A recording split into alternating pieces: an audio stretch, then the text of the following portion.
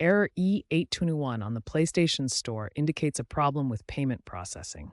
This could be due to several reasons: a declined card with insufficient funds or an expired date, subscription renewal failures, regional or currency mismatches, or temporary issues with PlayStation Network servers.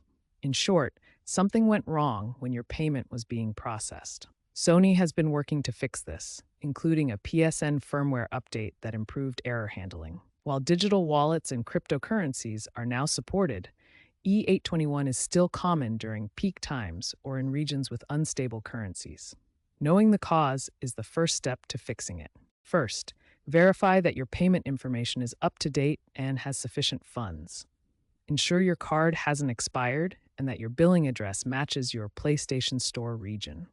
Next, restart your console and update to the latest PSN software.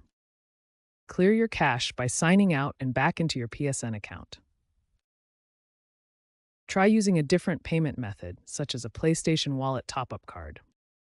If all else fails, contact PlayStation support for assistance.